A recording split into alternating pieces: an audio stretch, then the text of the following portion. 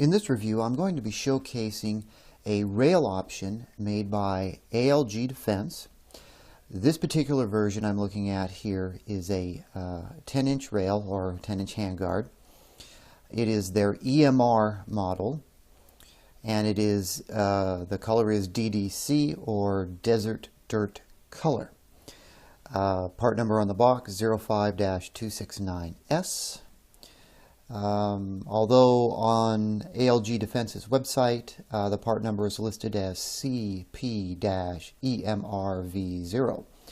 This is considered the V0 version. They have a V0, a V1, and a V2. I'll talk about those a little later in the video. But for right now, this is how this rail ships. We basically have just a plain old white box, nothing fancy, couple stickers to indicate what it is, and a sticker over here, and that's it. So you're not paying for a fancy box, and we'll open this up. ALG Defense Ergonomic Modular Rail, that's what EMR stands for, installation instructions. ALG Defense is in North Wales, Pennsylvania, and in case you're not familiar with ALG Defense is a sister company to Geisley. From what I understand, this company is ran by his wife, so Geisley is intimately involved in this company. I like ALG Defense products because there's the Geisley name behind it, the Geisley quality, but not the high prices of most of the Geisley products. I really like Geisley rails or handguards, but they are just way too much money for what they are. I mean, they're bulletproof, they're solid, the construction is phenomenal, but it's way overboard. And then, of course, to go that far overboard, you've got to charge a lot of money. And when you compare a Geisley handguard to a lot of other handguards on the market, you just really can't justify all that kind of money. You know, $350 for a rail, it's just, they're great, but yeah, there's a lot of other options you can get for a substantially less amount of money. That's one of the reasons I like ALG Defense, because you're getting quality, but you're not getting all the extra, all the extras that you don't really need in a product. So anyway, instruction manual. Take a look at that in a second. This is how the rail is packaged. We basically have some butcher paper, and then the rail in some bubble wrap. And then inside of the box is a package that includes 2 rails, the installation tool for the barrel nut, which is proprietary, and that's it. So the packaging is sufficient for what this is. It provides sufficient protection. And let's get the rail out. So here is the ALG Defense, let's see, PN part number 05-269. Well, the box says 05-269S. A little discrepancy there in the part number. The barrel nut is integrated in, it's basically right in here. And of course, I've not actually looked at this aside from taking a quick look at it. I haven't taken anything apart, so if I stumble a little bit, that's because I am doing this on camera as I'm learning at the same time. I'm assuming the barrel nut is going to come out after removal of these bolts. We'll find that out real quick. You can see that the top part of this handguard does not include any Picatinny rail. This color they call Desert Dirt. Now, you know, if I was a manufacturer and I was manufacturing these products, if I was going to come out with a product like this, I would make sure that it is a common flat dark earth color, because really, unless you're manufacturing a bunch of other accessories in the same color, like hand guards and, or excuse me, pistol grips and stocks and so on, people are going to buy an item like this and they're going to match it up with other commercially available products. So, for example, Flat Dark Earth by Magpul. So you can see this doesn't really match the Flat Dark Earth by Magpul. It's not rocket science to, when you're manufacturing a product like this and you're going to offer it in a color, get some samples of some of the more common flat dark earth products that are on the market. I'm using Magpul as an example. And match your product up so it kind of flows with the same color scheme.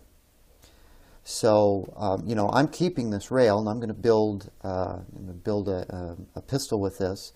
And I'm going to be using some flat dark earth hardware. And this is a grip I'm going to use, and you can see that the colors don't match. So that's a pet peeve of mine. To me, it's just laziness. I mean, the flat dark earth colors are not any weird formulation of color. It just takes a bit of time to, make sure that they match, or at least they're close. And this isn't really close.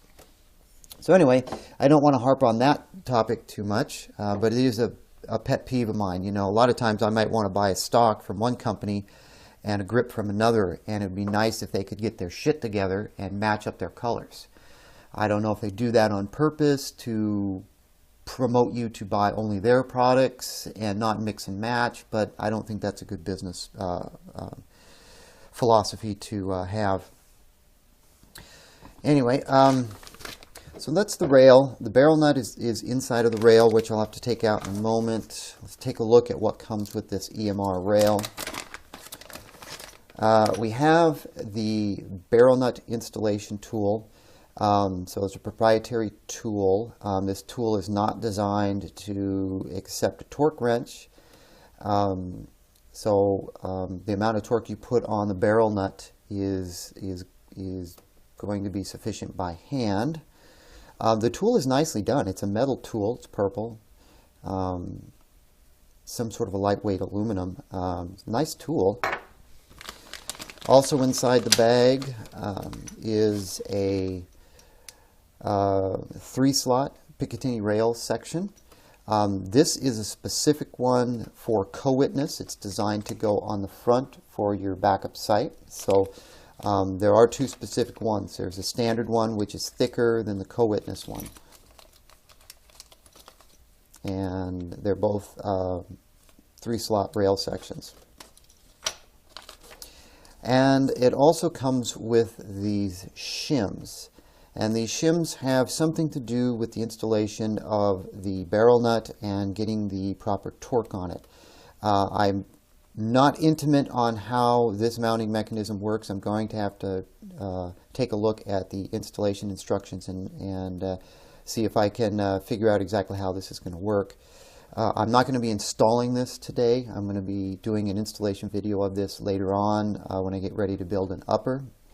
So today we're just going to be taking a look at the components. It looks like these rings are color-coded.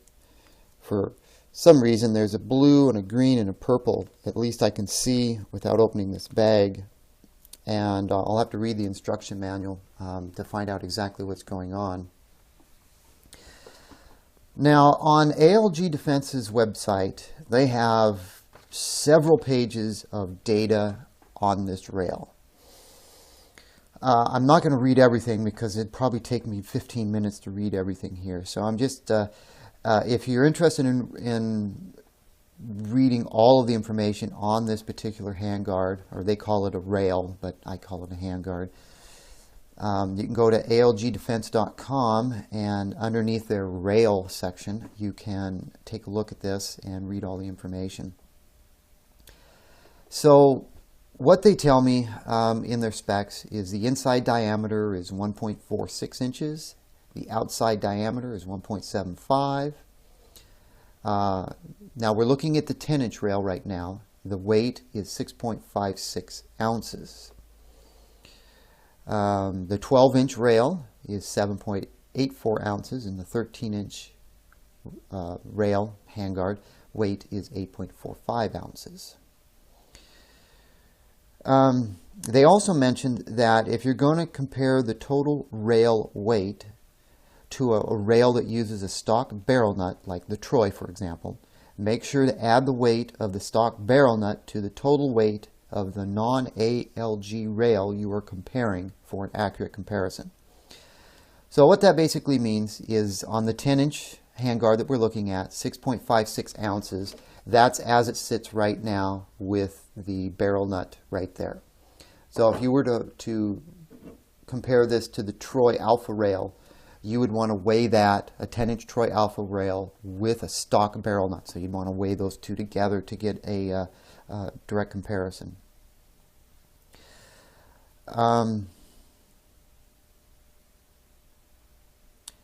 Let's see, I'm trying to think what I want to read out of these 2 pages here. I'll read a little bit from the beginning.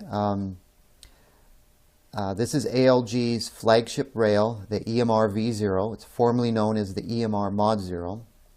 This laid the groundwork for future versions of the rail. I'll talk about that in a minute.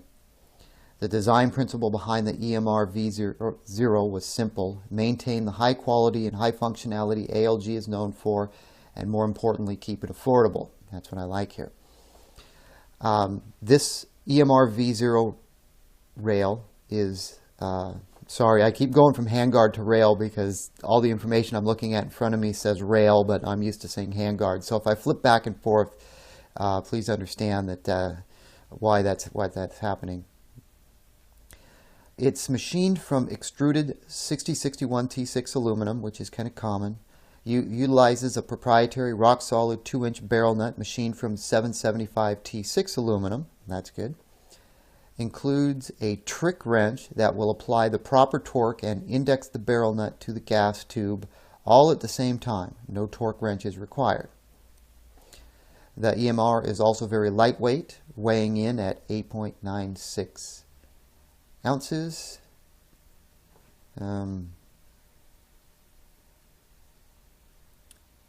For a 10-inch, including installation hardware.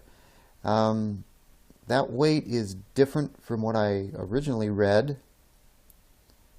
I guess when they say installation hardware, maybe they're taking into consideration the rails. Blah, blah, blah, blah, blah, blah, blah, blah, blah.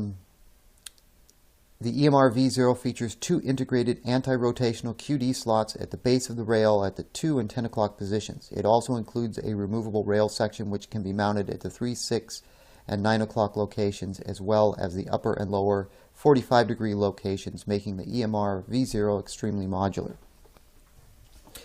So here are the QD slots there and there. There is no QD socket, so yeah, it looks like the QD just goes in and attaches. The rail sections, like mentioned, this is the co-witnessing one. This is kind of nice because if you don't run BOS sites or backup sites, you don't have to install this. So if you grip like this, you don't have to put your fingers over a rail section if you don't want to. So that would mount right there. And of course, if for some reason you were running a scope on here and you wanted backup sites offset, you could also install this in an offset position. Same with the standard, the other Picatinny rail. If you're going to do a flashlight, you could do, a flashlight like right there, or you could do it like offset. So you got some flexibility with where you mount this.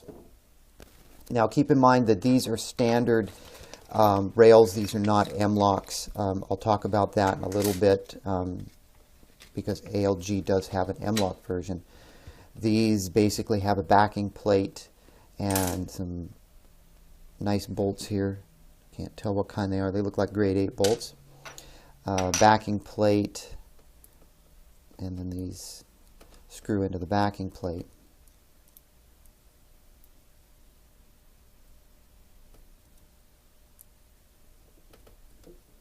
So if you were to mount your rails, you'd probably want to get these mounted before you put this actually on the rifle, because trying to slide these little backing plates and hold them in place and get the screws in can be somewhat problematic unless you have a hemostat or a long needle nose pliers to kind of hold them in place.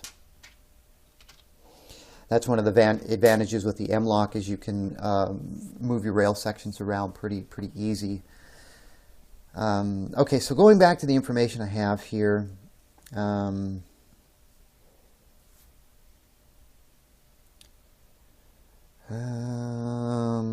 So pardon me while I pause a little. I'm just kind of scanning over these 2 pages of notes. I don't want to read everything. Of course, the HandGuard is free floating. Using the proprietary barrel nut. The 6061 T6 is aircraft grade aluminum. Not as good as T775 T6, but most HandGuards on the market are made out of 6061. So the rail is rigid. It's lightweight. It says the accessory rails are easy to install.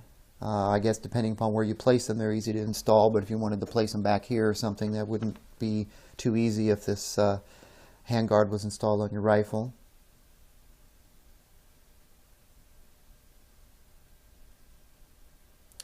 You saw the steel nut glide, which makes it a little bit easier to install these rails, because once you get this in place and you get one bolt in, then the other one's pretty much already going to be lined up. So this is definitely easier to work with than say 2 separate backing nuts or backing plates.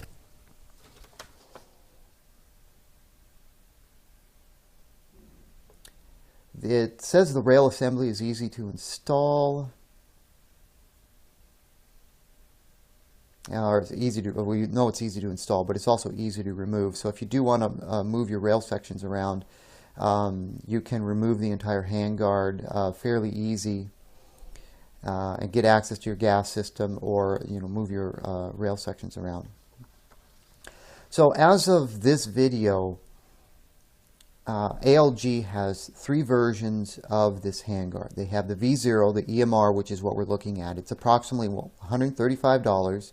And it comes with these 2 rail sections. So everything we're looking at right here, it comes with. Their V1 version is an M-LOK, and it's $100. But it does not come with any rail sections in it. And the rail sections are $20 each. So you'd be looking at $140 for that M-LOK version if you wanted to buy 2 rails. They also have a V2 M-LOK version. Now the V2 differs from the V1 because it has a machined Picatinny rail for the front sight. So instead of this being vacant on the V2, there's actually a machined Picatinny rail right here. So it comes up and then it slopes down, and then near the end, near the end back here, it kind of slopes up a little bit more. That is $145. It also does not come with any extra rails. So if you wanted to get a flashlight rail mounted on here, that'd be an extra $20. So you'd be looking at about $165. I opted for the EMR, the company I got it from. This was the one that they had in stock, and it was more affordable than the M-LOK versions. So that's all I'm going to read for the technical data that I had printed out from their website, because it's just too long. The rail sections that this comes with, you won't mistake which rail section is for co-witnessing, because it's stamped in white on there. It says co-witness, so you won't get those mixed up on which one goes where. The tools, the bolts, all look high quality. The installation tool is high quality.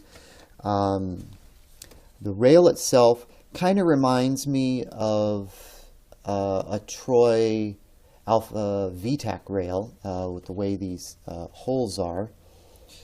And the texturing, it's similar, the alignment tabs. This desert dirt color is, I don't know if it's a Cerakote.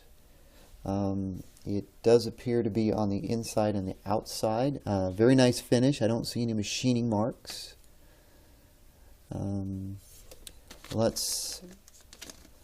Let me go ahead and take this barrel nut out. I've got a bunch of hex head screws I need to remove, and I'll do that off camera to save time. Okay, we've got 6 hex head bolts, and when we remove those, the barrel nut slides right out. The barrel nut also has this desert dirt color to it. Again, the barrel nut's lightweight. This is the T775 T6 barrel nut that I spoke about in the technical specs. It's sticky. I'm not sure why it's sticky. There's also some discoloration on here for some reason. Again, none of this is visible once it's installed. I'm not sure why it's sticky. It doesn't feel like oil. The inside and outside are sticky. There's no oil or grease on anything here. So aside from some minor discoloration on this barrel nut, which isn't visible once it's installed on the rifle, discoloration would be important if it was on the rail. To me it's important, and there's no discoloration on the rail, so the rail finish is good. So those basically are all the parts. Going back to the installation instructions, of course I'm not going to read everything here.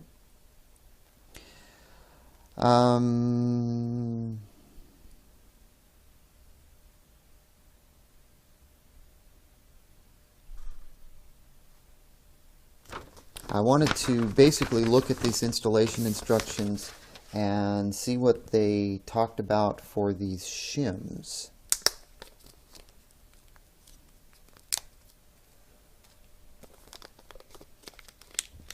And let's get these shims out of here.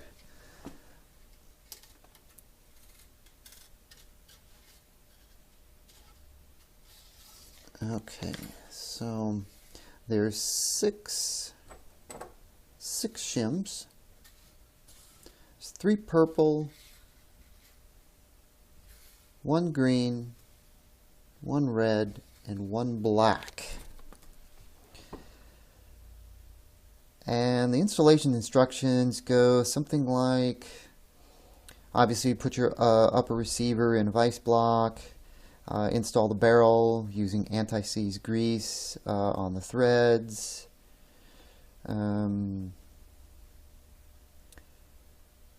Install the black shim, which is 0.015 of an inch, onto the barrel shoulder as shown. Which is shown right here in that picture. And it shows you installing the barrel shim, or the black shim. And begin threading the ALG barrel nut onto the receiver by hand.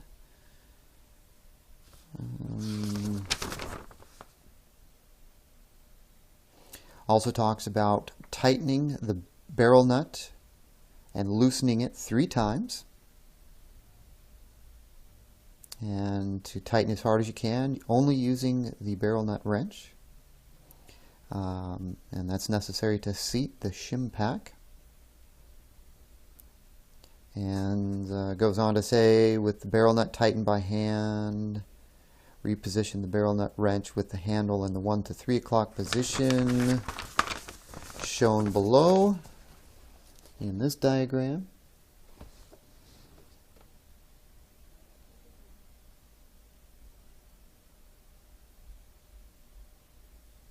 And with the wrench placed in that position, observe where the pre-torque band is located.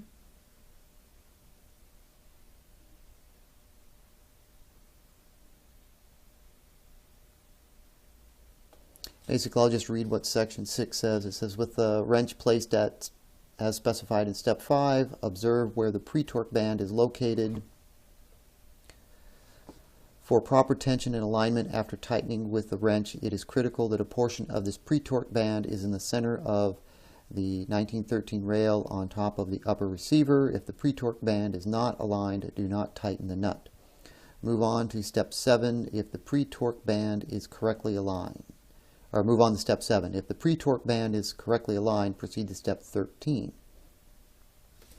And then it shows down there.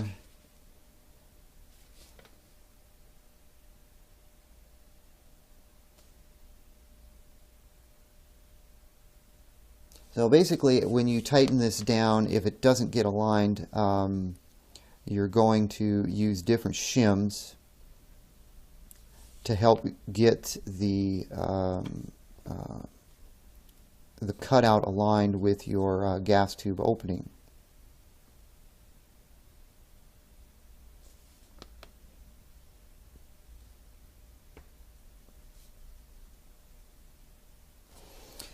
Now they're also talking about these notches up here.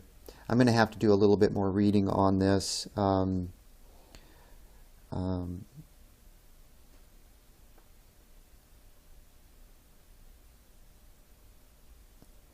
So that's, you're going to start with the black shim.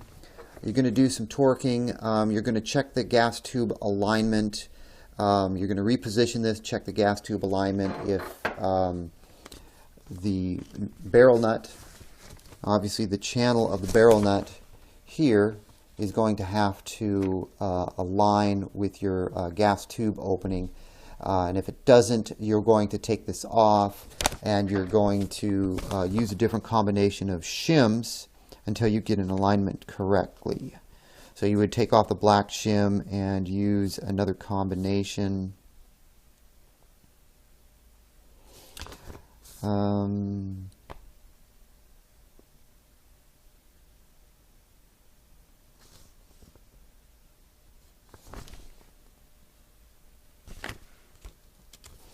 okay. This would be easier for me to show this section right here. The notches on the top of the wrench are detailed here in the instruction sheet, and it talks about where you end up getting your alignment set up. So if the black is not suitable, you would switch to the green and purple combo, or the red and purple, or the blue and black, or the green and black. So if the black doesn't work first time out, take it off, or determine what the next colors that you need are. Take off the barrel nut, remove the black shim, and then use one of these 4 combinations, whichever is the correct one on your upper receiver, and then install those 2 and torque the nut down. And we're looking for an alignment that basically reflects image in figure 7 here, where you've got the recess of the barrel nut aligned with your gas tube opening. I don't think this is overly complicated. I think it's more complicated than it needs to be. And I'm not sure why it's designed this way. I guess it's designed this way so it makes the requirement of having a specialized, expensive tool and a large torque wrench. Those can be problematic for people just building one rifle. You may not have those tools, and you may not want to have to go out and buy those just to do one rifle build. And if that's the case, this is a very nice alternative. So you don't really have to go out and buy any extra tools. You have the shims, you have the specialized tool, and when done correctly, you'll get the proper amount of torque on this without going out and buying any extra tools. So that's a great idea for people like me who build a lot of uppers. I already have all the tools, so not a big deal there. And yeah, so I'm not going to talk anything else about in the instruction manual. I kind of glanced at it and glossed over a bit of it, so you get an idea of what's involved. I think with this instruction manual, just about anybody can follow the instructions. Using the figure picture and making sure that you monitor where the alignment is with these little tabs, match it up to the picture, and then, you know, if it says to take a red and a black, you know, each shim has got a little red mark on it, so you would just take these two, like the red and the black. If it said take the red and the black, you take those two and put them together and put them on your barrel, and then put your barrel nut back on and torque it down until everything is aligned, and then you're good to go. This does not come with any anti-seize grease. Whenever you're installing something like this, you should always have some anti-seize grease available, like the Aeroshell grease, which is a mil-spec grease that I've mentioned before in different videos. At this point in the tabletop review, I believe I mentioned the only real thing that I have an issue with is the color, because it's just not going to match up to other flat dark earth. And you know, they do have a different name for it. They do call it desert dirt color. So I mean, that should be a dead giveaway that it's not flat dark earth, but I really wish it was flat dark earth.